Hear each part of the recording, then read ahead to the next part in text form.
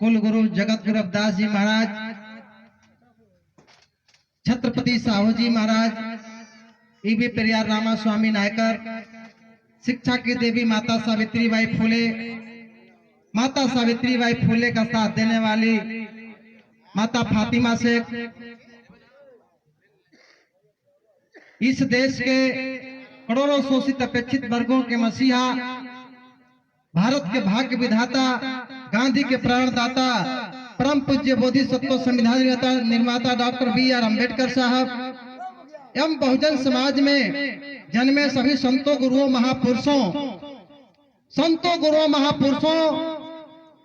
के इतिहास को पुनः जीवित करने वाले बहुजन राजा मन और कांसी राम साहब के चरणों में श्रद्धा का सुमन अर्पित करते हुए आज ग्राम किशनपुरा में हम सब लोग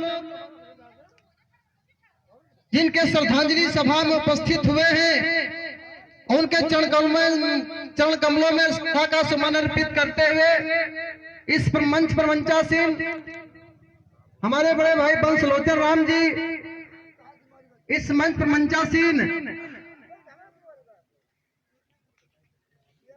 रुद्र प्रताप सिंह कुशवाहा जी, इस कार्यक्रम में उपस्थित मीडिया बंधु गोरख जी, तमाम साथियों का मैं इस श्रद्धांजलि सभा के अवसर पर आप लोगों का हार्दिक स्वागत, अभिनंदन, वंदन, चंदन, जय भीम, जय भारत करता हूं। साथियों, कहना है कि कभी खुशी तो कभी गम होते हैं, अरे कभी खुशी तो कभी गम होते हैं। इस महान विभूति जिनके श्रद्धांजलि सभा में हम लोग आए हैं, उनके श्रद्धांजलि सभा के अवसर पर ताली वही बजाएंगे जिनके हाथों में दम होते हैं।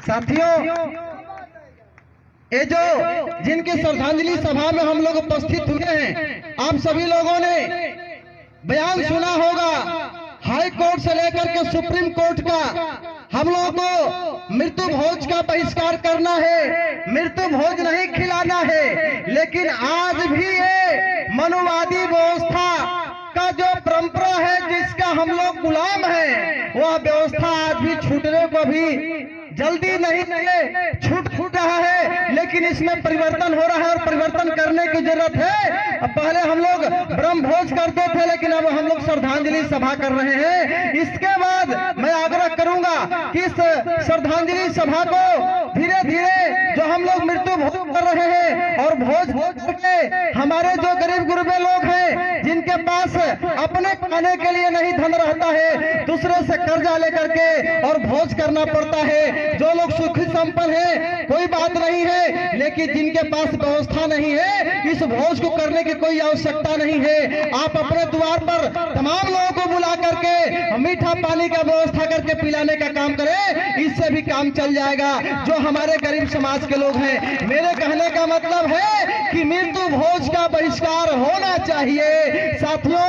लेकिन अगर नहीं हो रहा है तो धीरे धीरे इसमें परिवर्तन होना चाहिए। साथियों, आज जिनके श्रद्धांजलि सभा में हम लोग आए हुए हैं, निश्चित तौर पे मैं बता देना चाहता हूँ, ये एक देवता थे और ये देवता कैसे थे और देवी कौन थी, मैं अपने 2-4 मिनट में अपने बात को बता करके अपने वाणी को समाप्त करूंगा। ये देवता इसलिए थे और देवी कौन थी, जैसे हमारे शास्त्री भैया यहाँ उपस्थित हैं, उनके 2 यहाँ पुत्र हैं, या हम सब लोग भी जिनके पुत्र हैं, एक माँ और पिता के संबंध से जब एक पुत्र रत्न की प्राप्ति होती है और वो माँ 9 महीने तक अपने पुत्र को उस गर्भ में ढोती है और ढोते ढोते जब अपने पुत्र को प्राप्त करती है तो कुछ पल के लिए, कुछ क्षण के लिए वो मनोआवास अवस्था में चली जाती है। और जब पुत्र रत्न की प्राप्ति होता है तो उसको उस समय का दाई और इसका डॉक्टर कहती है कि आपने तो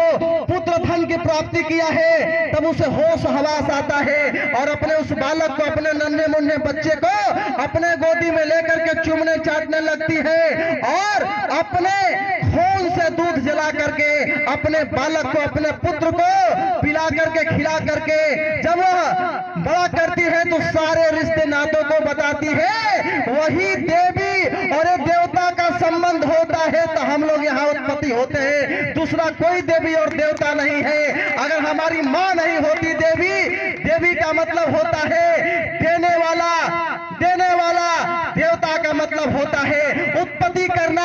हमारे माँ और पिता का संबंध होता है तो हम लोग इस धरती पर आते हैं। ये हमारे देवता रूपी भगवान है, वो हमारी देवी रूपी माँ है। अगर वो हमारी माँ और पिता का संबंध नहीं होता तो पूरे मानव जगत के लोग इस धरातल पर नहीं आए होते। इसलिए कोई देवता देवी नहीं। अगर कोई साक्षात देवता देवी है तो आपके पिता और माता है, और इसके बाद देवता देवी है तो बहुजन समाज में जन्मे संतों गुरु महापुरुष हैं। अगर वो नहीं आए होते तो हमको हक और अधिकार दिलाने का कोई बात नहीं करता, और हक अधिकार हमको नहीं मिलता तो हम लोग आज इस मंच पर आकर के आपको बोलने के लायक नहीं होते साथियों। इसलिए इस देवी देवता और इस माता रूपी और इस पिता रूपी भगवान को हमको सबसे पहले मानने की जरूरत है साथियों।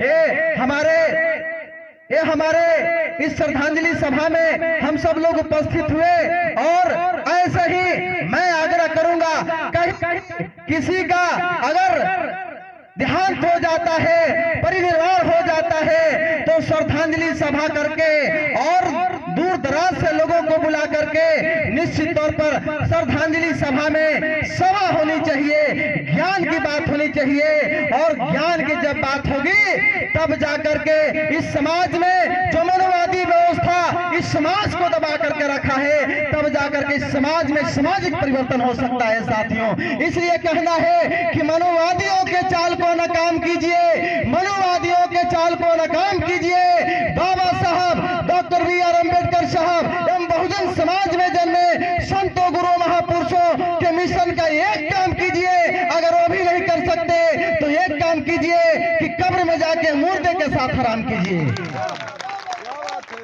आपको मिशन मूवमेंट का परिवर्तन करने के लिए